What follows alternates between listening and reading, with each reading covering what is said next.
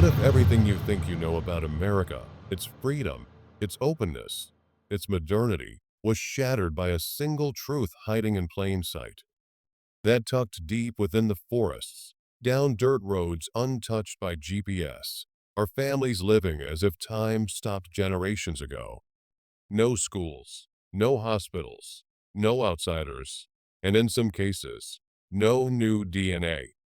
But before we continue, subscribe to our channel if you are new here and share your thoughts in the comment section.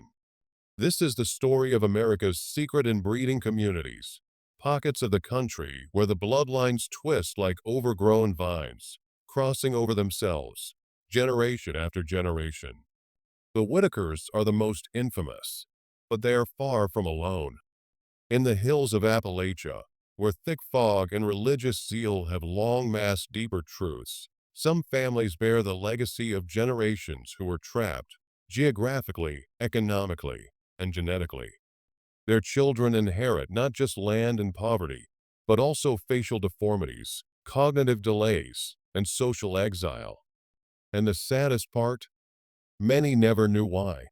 They thought it was just their fate. But this isn't fiction. This isn't urban legend. It's rural truth, documented, investigated, and in some cases, ignored. Because what can you do when an entire community is built on a foundation of silence? The story begins not with the Whitakers, but in the early settlements of colonial Appalachia. Families arrived in the 1700s, carving homesteads into cliffs and hollows so remote that they remained invisible to government census takers for over a century. Most were Scotch-Irish, fiercely independent, and religiously insular. They built cabins, grew corn, and married only among themselves, not out of malice, but necessity. Travel was dangerous. Outsiders were rare, and soon family names began repeating. So did genetic conditions. In Breathitt County, Kentucky, known ominously as Bloody Breathitt, historians have traced entire lines of people descended from fewer than 10 surnames. Over time, hemophilia, congenital deafness, and intellectual disabilities became part of the regional norm, not the exception. One folklorist called it a closed circle of time and blood. But while much of America marched forward with trains, phones, and civil rights, the isolated mountain hollers stayed frozen. Some were unaware of major wars, of presidents, even of the concept of modern medicine. Their children were born with webbed fingers, cleft palates, or eyes too far apart. And in the worst cases, they lived in total silence, unable to speak, unable to be understood, documented only in whispers and myth. One of the most chilling examples is the Fugate family of Kentucky, known as the Blue People. A genetic quirk caused by a recessive gene led to a condition called methemoglobinemia, turning their skin a striking blue hue. For over a century, they were seen as cursed or magical, while the real explanation lay buried in their DNA and a closed community's fear of outsiders. But even as Appalachia became the face of American inbreeding, it wasn't alone. In the Ozarks of Missouri, the Pine Ridge Reservation of South Dakota, and even in deep Mormon enclaves of the Utah-Arizona border, similar stories festered in silence. Families formed unofficial towns, places where last names repeated like echoes, and suspicion of outsiders bordered on paranoia. And that's where the Whitakers come in. By the time filmmaker Mark Lada stumbled upon the Whitaker family in Odd, West Virginia, he had no idea what he was walking into. What he captured in a single, haunting video, blank stares, unintelligible words, barking communication, deformities, would shock the internet. People called it exploitative. Others called it a public service. But one thing was certain. For the first time, the world had a face to America's most inbred family. The Whitakers live in a collapsing house, guarded by neighbors and a deep distrust of outsiders. 3 of the siblings cannot speak. One walks in circles and barks.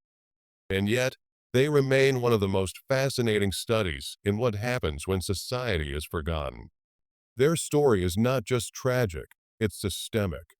It forces a confrontation with the failures of education, healthcare, and rural outreach. The Whitakers didn't choose this life. It was inherited, sealed by generations of isolation, poverty, and fear. But they are not monsters, nor are they myths. They are human beings born into the back corners of a country that left them behind. Still, their case is extreme. Not every family in these regions bears such visible scars. In many isolated communities, inbreeding's consequences are subtler: lower IQs, higher rates of birth defects, and what sociologists call cultural echo chambers, where religion and mistrust of government deepen the divide. In Short Creek, Arizona, a town dominated by fundamentalist Mormon polygamists, nearly 80% of residents share the same few last names. Marriages between cousins are common, often arranged. The result? An explosion of fumarase deficiency, a rare neurological disorder almost unheard of elsewhere. Children born with the condition may never walk, speak, or grow past infancy. But in Short Creek, it's almost expected. Government efforts to intervene often meet resistance or outright rebellion. After all, how do you stop a tradition built on belief and blood? This isn't just a problem of the past. It's happening now in trailer parks without addresses, in mountain churches untouched by law, and in families where the word uncle means father, grandfather, and cousin all at once. To understand these communities, we must understand the forces that created them. Geography isolated them. Religion insulated them. Poverty locked the doors. And shame threw away the keys. But shame alone won't fix it. What these families need isn't mockery. It's visibility, access, compassion. Because whether we like to admit it or not, these aren't those people. They are us. They are America. And the deeper we dig, the more we find that the dark corners of our country hold not just horror, but warning. That when people are left behind, hidden in the cracks of a proud nation, the damage isn't just genetic, it's generational. We begin again in odd West Virginia with the Whitakers, a family now known around the world, yet still misunderstood by most of it.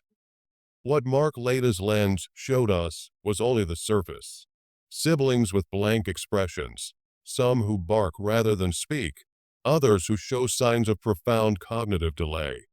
But behind that is something more haunting: a community that knew, a system that ignored, and a family that was allowed to vanish into genetic decay without help or intervention. Local residents have long whispered about the Whitakers, stories of cousins marrying cousins, of children born who could never attend school because their impairments were too severe and teachers too few.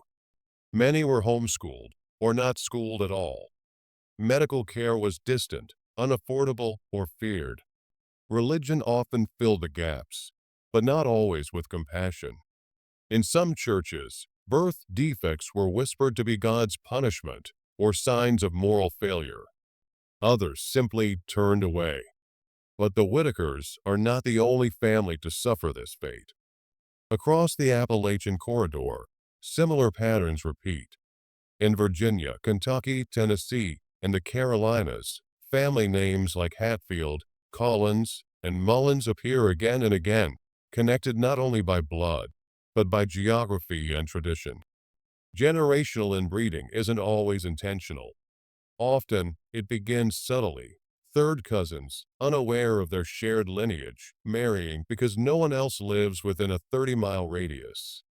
But over time, the consequences compound. Subtle deformities become pronounced.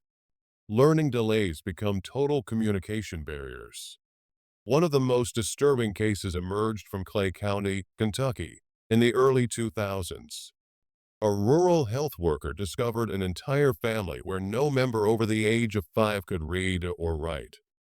Many showed signs of profound neurological dysfunction. DNA testing revealed that over 90% of the family tree had repeated cousin marriages within 3 generations. Yet no public health resources had ever reached them. They weren't on the map, literally or bureaucratically. This is not a uniquely Appalachian phenomenon. Across southern Missouri's Ozark Plateau, similarly isolated families live on old land grants, rarely traveling beyond their county lines. Their genetic legacies bear the quiet scars of recessive gene disorders, from brittle bone diseases to developmental delays to fertility collapse. Some counties have reported birth defects at nearly twice the national average, a statistic so jarring it's been the subject of NIH-funded studies, yet still receives little media attention. Meanwhile, in Short Creek, Arizona, the formerly secretive town controlled by the FLDS Church, a radical offshoot of Mormonism, tells another story.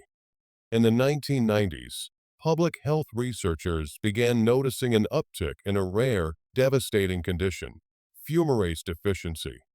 It causes severe mental and physical disabilities, often rendering children nonverbal, unable to sit, crawl, or feed themselves. Almost all cases traced back to a single great-grandfather, Joseph Jessup, who had dozens of descendants through multiple polygamous marriages. Because cousin marriage became common in the FLDS, particularly among Jessup's descendants, the fumarase gene mutation became increasingly concentrated.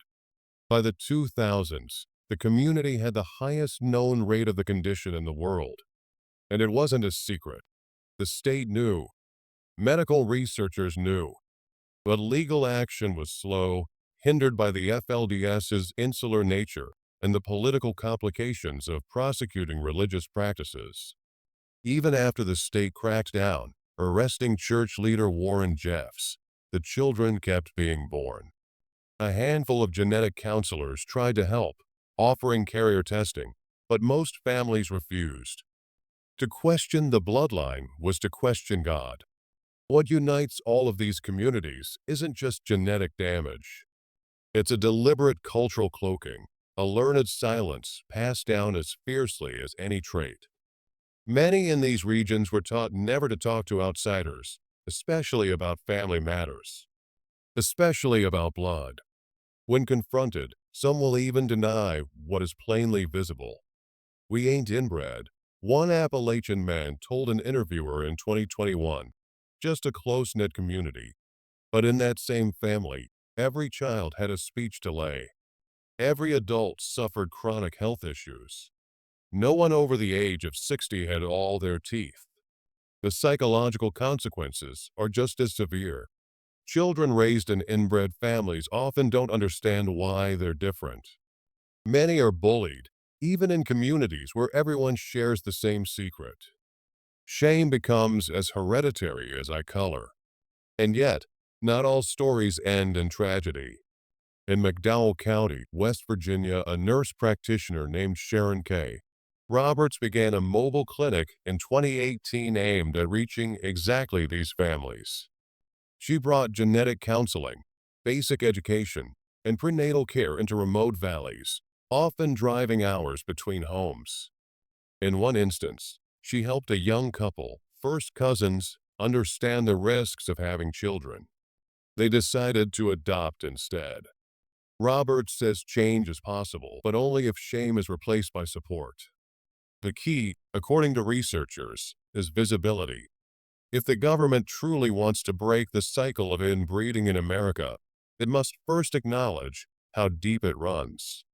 That means funding for mobile health units, outreach in schools, and education programs that explain genetics without moral judgment. It also means looking at the broader picture, because inbreeding is often the last symptom of a much bigger disease: rural neglect. When counties lose hospitals, jobs, and internet access, they also lose connection to the broader gene pool. Isolation breeds desperation. Desperation leads to silence. And silence, over time, creates these families, not by choice, but by collapse. Some critics say documentaries like the one that exposed the Whitakers exploit their subjects. but others argue the opposite. For decades, America ignored these families, pretended they didn't exist. Now, at least, the world is watching. But watching isn't enough. The question is, will we intervene or simply stare at the screen, shake our heads, and move on?